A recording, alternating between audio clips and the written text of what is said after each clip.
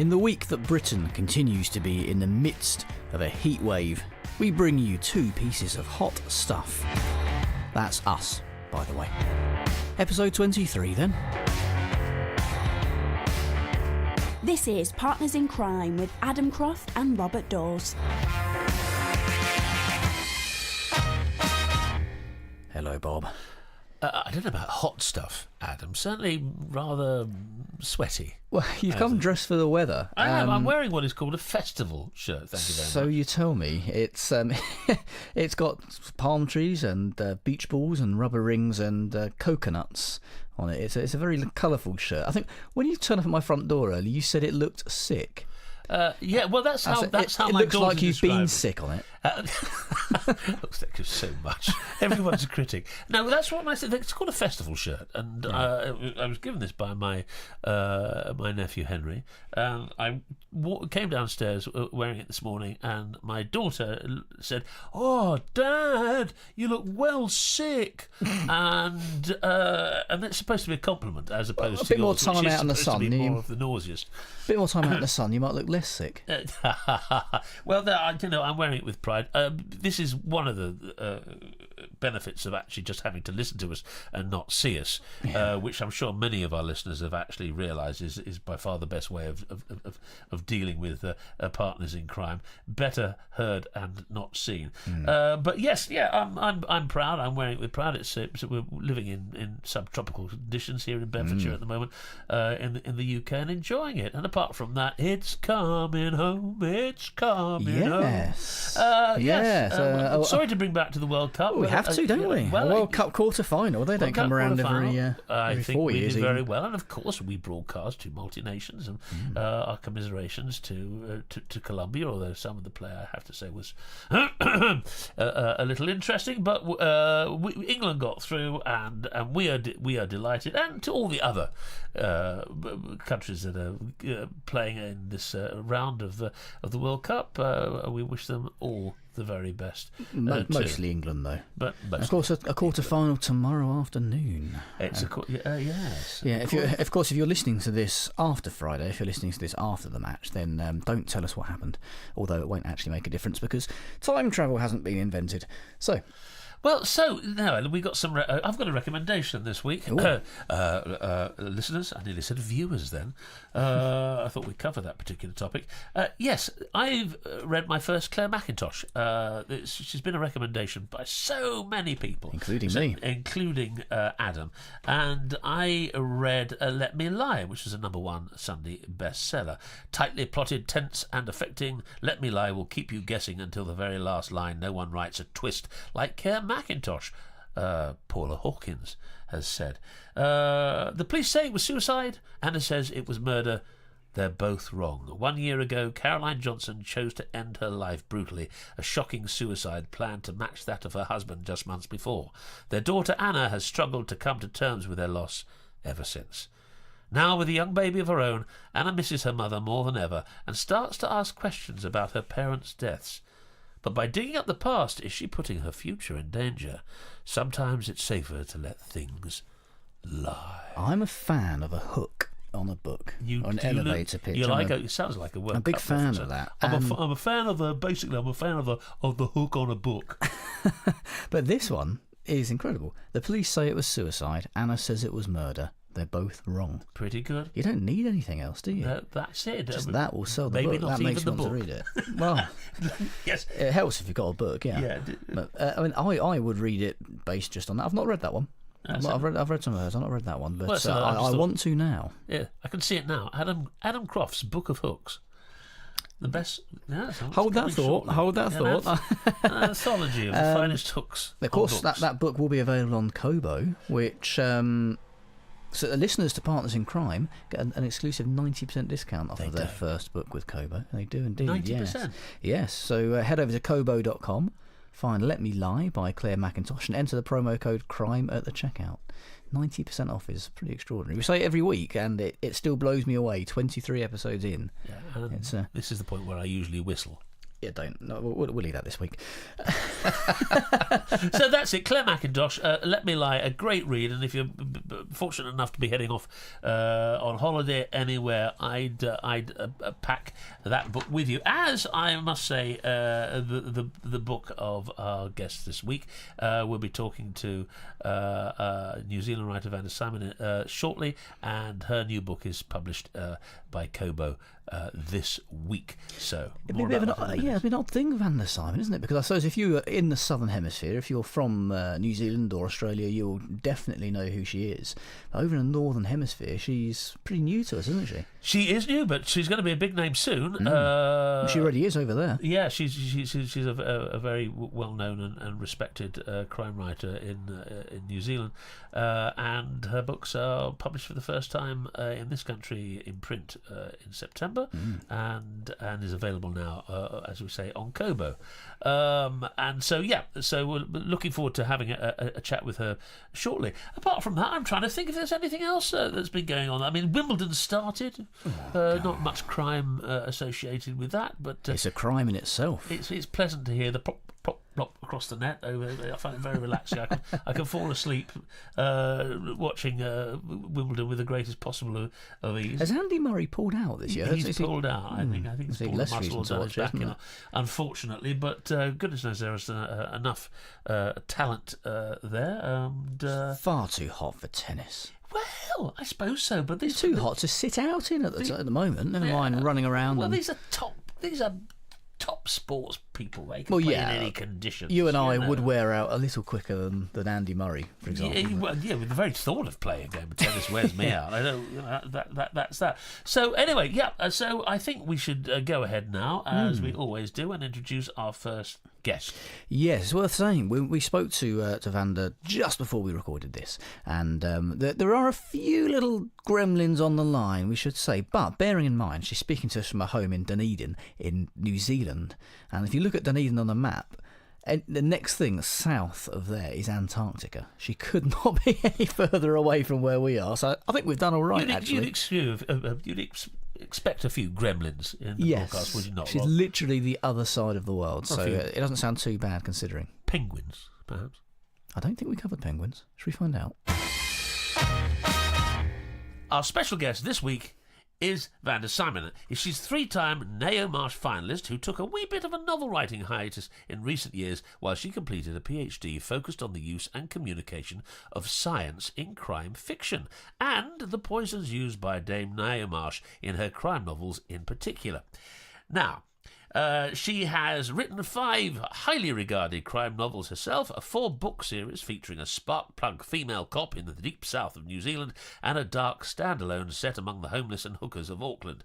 She is now a judge of the Nao Marsh Awards, as she is also a medal-winning Master's Age group fencer. So she knows how to kill you with poisons and a blade. A double jeopardy.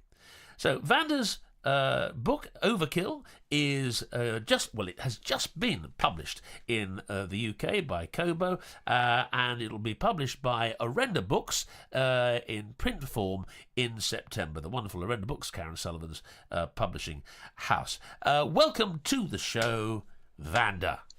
Thank you so much, and thank you so much for inviting me on the show.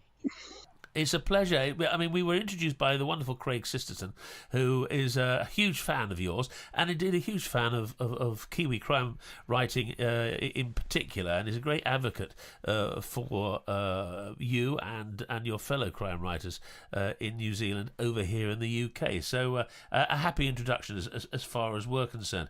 Now, Overkill is a book that was published in the Southern Hemisphere a decade ago now.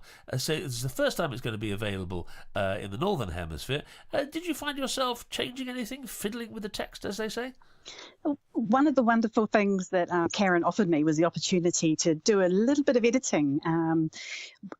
I was very, very excited by this because one of the things she wanted was for the book to be more New Zealand, to have an even greater sense of place being set in New Zealand. So for a New Zealand crime writer who in the past by publishers has always been told, no, you need to make it less New Zealand, to have a wonderful publisher turn around and say, no, make it more New Zealand, was incredible.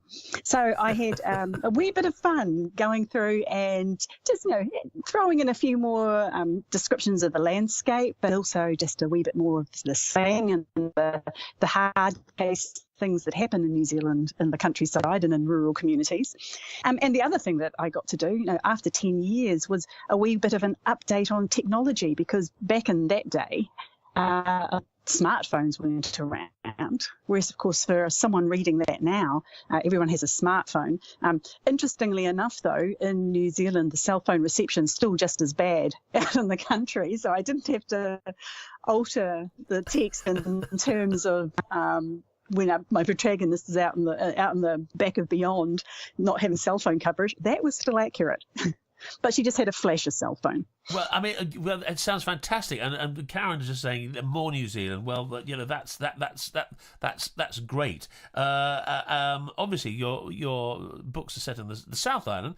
Tell us a bit about Sam Shepherd, your leading lady. Well, dear Sam, authors, we're horrible to our characters, really, but she can take it, fortunately. So. She is a sole charge constable in a small town. She's little, like physically little. I wanted to have a character who had a bit to go against. So she just scrapes in over 5 foot tall. And because she's little, she doesn't think people take her seriously, and people tend to underestimate her. So that's sort of like one of her strengths. But she's an optimist. She has great faith in human nature, often to her detriment, I think. She can be a bit mouthy. She's got older brothers and things and was brought up on a farm. So I've been told off once or twice, particularly from when doing speaking engagements to groups of elderly people, that maybe there's a little much swearing. But it's not that bad. It's only quite swearing light. But she's very determined. She's gutsy, and she's got a great sense of humour. One of the things that I really enjoyed about writing Sam is that she can see the funny and takes the mickey out of herself and other people as well. So yeah, she's a slightly stroppy, clever, intuitive, but very warm and empathic type of person, I think. I've fallen in love with her already. She sounds absolutely terrific. Now tell me a bit about the town and the area that you set your books in. A bit about Sam's patch. So this novel's set in Mataura, which is a small town in the bottom of the South Island, and I did choose to set it in a real town as opposed to a fictional town. That was one of the first decisions I had to make, but I thought that, gosh, if you set it in a real town, a lot of people have travelled through there or been there or know it exists, and they can relate to it a wee bit. So this particular town, in reality and also in the novel, the largest employer in the town is a huge meatworks, which occupies the main street, and it takes over. You can't travel through the town without missing this meatworks. But also it has employers sort of related around agriculture, trucking firms and things like that. But also it had recently lost one of the second biggest employers, which was like a pulp and paper mill. So it's a wee town that smacks of desperation, unfortunately, and like all small towns, it's got its characters, and it's got its gossips, and it's got its slightly dodgy people, but it's got its core heartland community people, and as a town they can rally together really well around this poor family that suffered from this murder. But also, like many small towns, they're pretty good at hiding and holding secrets if they need to. So I liked the idea of having a small town as a little hot spot of anything you could do, really. Well, I mean, and it sounds incredibly atmospheric, that's for sure. And I've never been to New Zealand. I'd love to go. I've got lots of relatives over there, but I've never had the chance to visit. So one day, when I grow up, I will do. And where do you actually live on the South Island? Do you live near the town, Mataura? Do you live near there, or are you further north?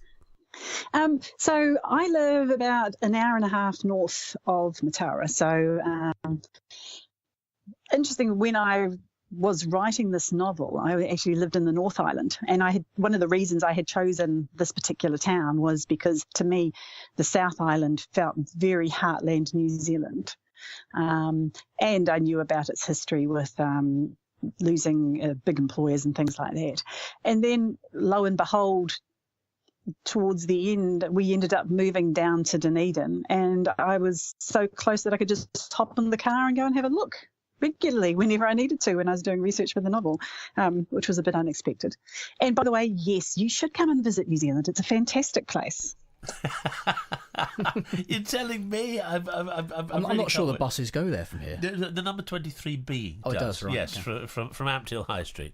So I've got no excuses now. And, a question we regularly ask our writers is: do you have any little rituals or anything when to help you with your writing? Any sort of how does your writing day start? Are you very, very disciplined, or do you write when it feels right, or how do you set about writing on any given day?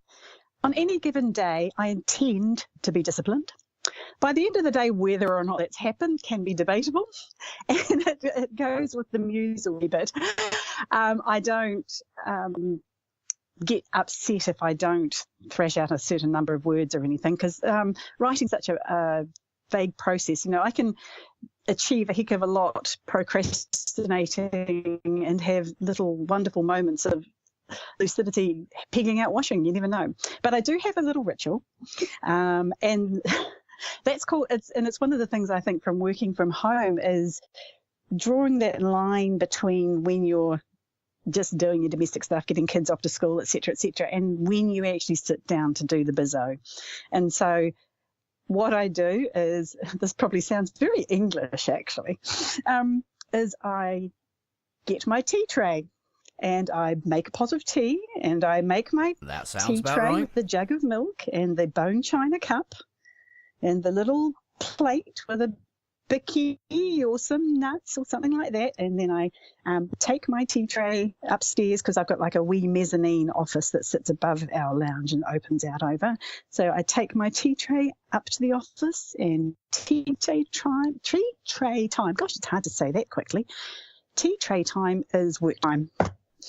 Well, yeah, tea has to accompany writing. I completely agree with you there. Well, we do. We have a similar ritual with this podcast. I arrive at Adam's studio, his house, and I have a cup of coffee. He has a green tea because he's a health nut now. Suddenly, when I first met him, he was caffeined up to the eyeballs. It has been on a regular basis, but now he's on the green tea, and I'm the one who's on the caffeine. The thing is, I'm used to Bob now, so I don't need to be caffeined up to the eyeballs anymore.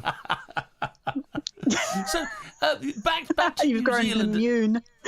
Back to New Zealand and Sam. So the Sam Shepherd series is going. All 4 books are going to be coming out over the next year or so in the Northern Hemisphere.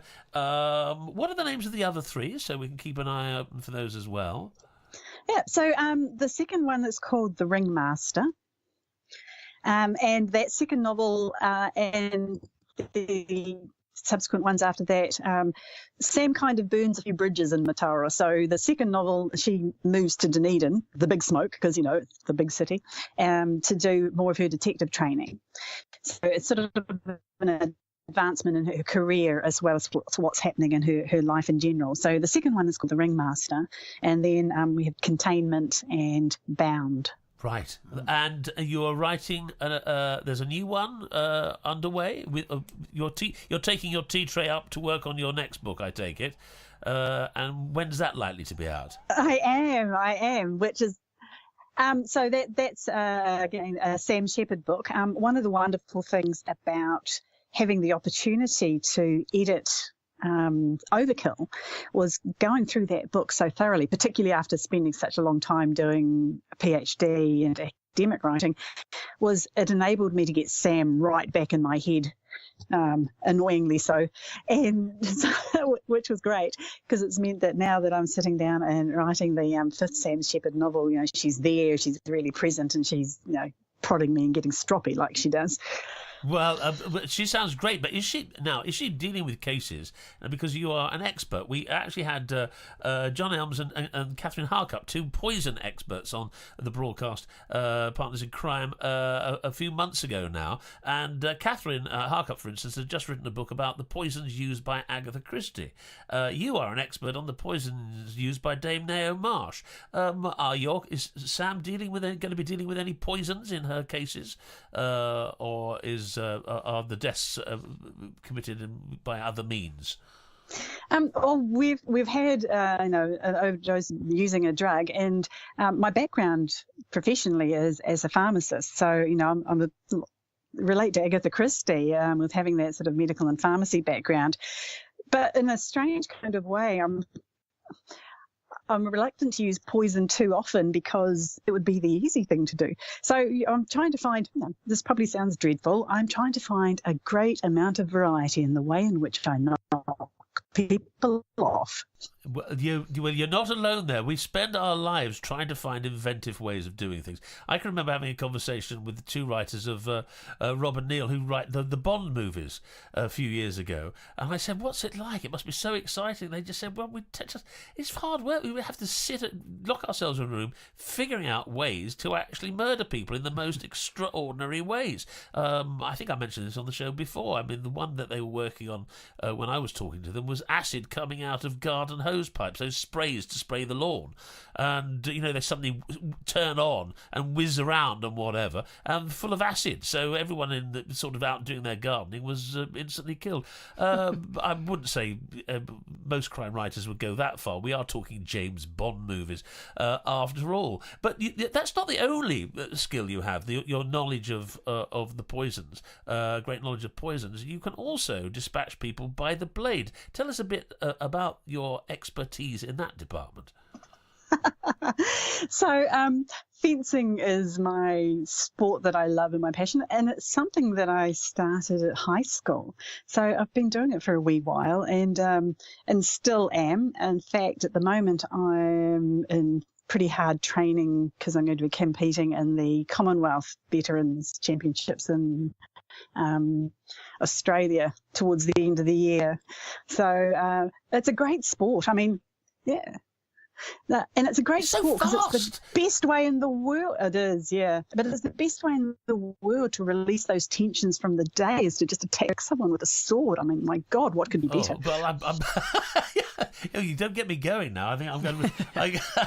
I reached, but I watched it. I watched it during the Olympics quite closely and got into it, and I was so taken with the skill and speed. I mean, when I was at drama school, we used to have to do stage fighting, which is the complete opposite. You actually have to learn to make it look as if you're killing people and hitting people, but of course that you're not. But the sheer skill and precision of a champion fencer is something that must take an awful lot of work to achieve. I mean, what age were you when you began to fence? I was 13 when I started fencing, and I did have a wee gap in the middle where I was living in a city that just didn't have anyone else who fenced. But then when we moved back to Dunedin's, when I got back into it again seriously. And the other lovely thing about fencing, like I say, it's a very fast, skilled, energetic sport, but it's a mental game as well. You're trying to outwit your opponent, and you're trying to almost, get them to do things that you want them to do so you can react. So it's a little bit, you use your Jedi mind powers on your opposition to some extent. So it's a beautiful combination of a mental and a physical sport.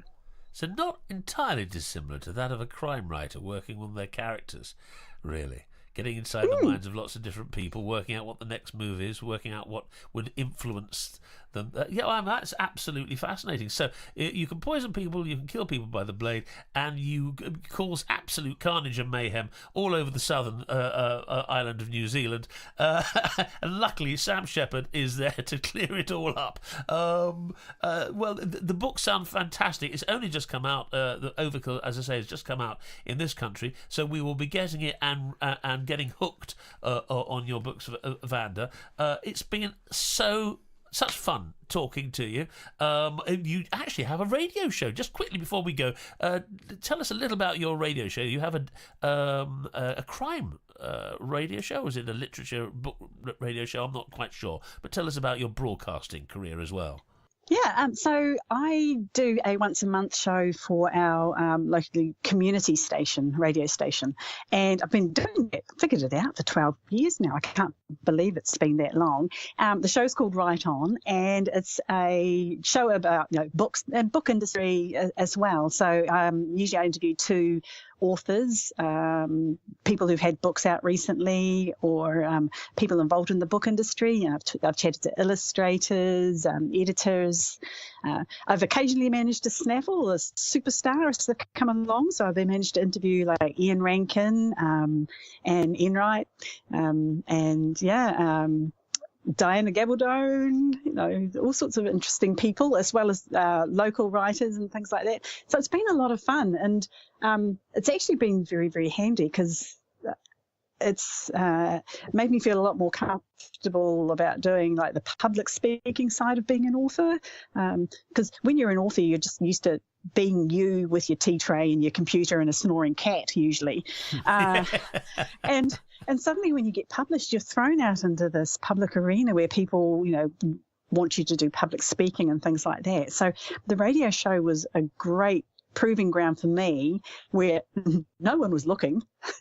And, I wasn't quite sure how many people were even listening.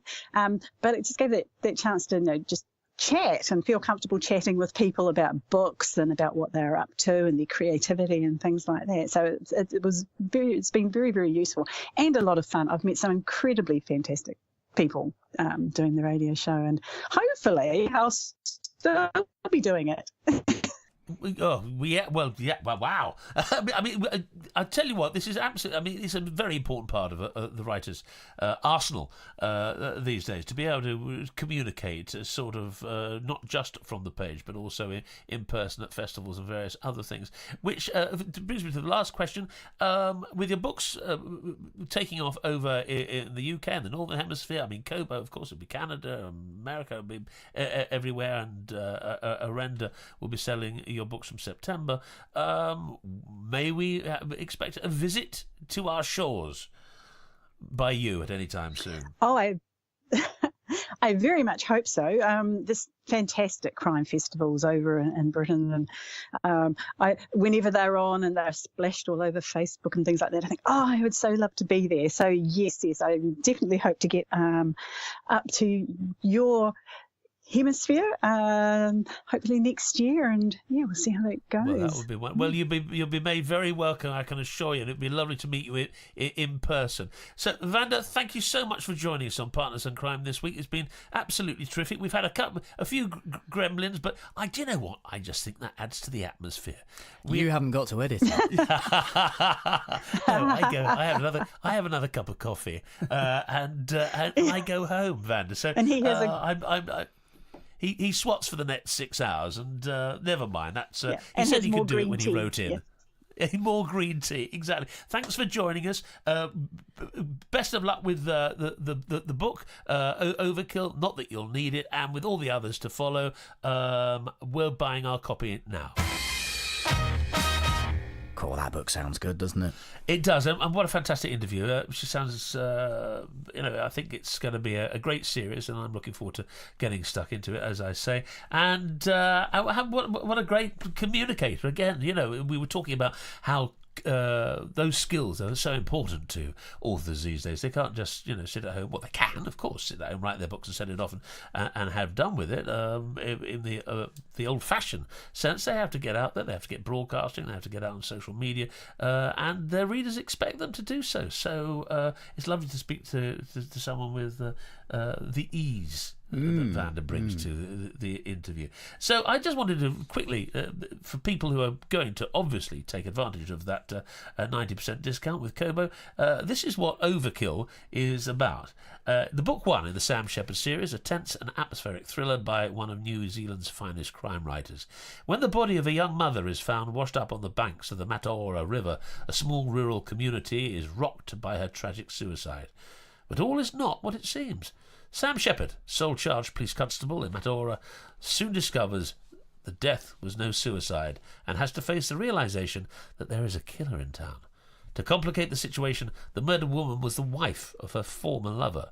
When Sam finds herself on the list of suspects and suspended from duty, she must cast her personal feelings aside and take matters into her own hands to find the murderer and clear her name. A taut, atmospheric and page-turning thriller, Overkill marks the start of an unputdownable and unforgettable series from one of New Zealand's finest crime writers. Well, that's Vanda, and Overkill's the name of the book. That sounds brilliant. I don't suppose you know of any way in which we might be able to get, say, 90% off of that book? Oh gosh, now you're asking. No, I give up, tell me. Oh, I'll do it again, shall I? Yes, please. Like I have done for the last 23 episodes. Would you? Head to kobo.com, find Overkill by Vanda Symon, and enter the promo code CRIME at the checkout, and the lovely folk at Kobo will give you 90% off your first ebook with them. Don't do the whistle, don't do I can see you pursing your lips. I'm not going to... I see, it just came out. Unstoppable. Okay, here's Bob's quote for the week. Another real. This is becoming a thing now. Yeah, it is. I'm turning into the odd ode of the week.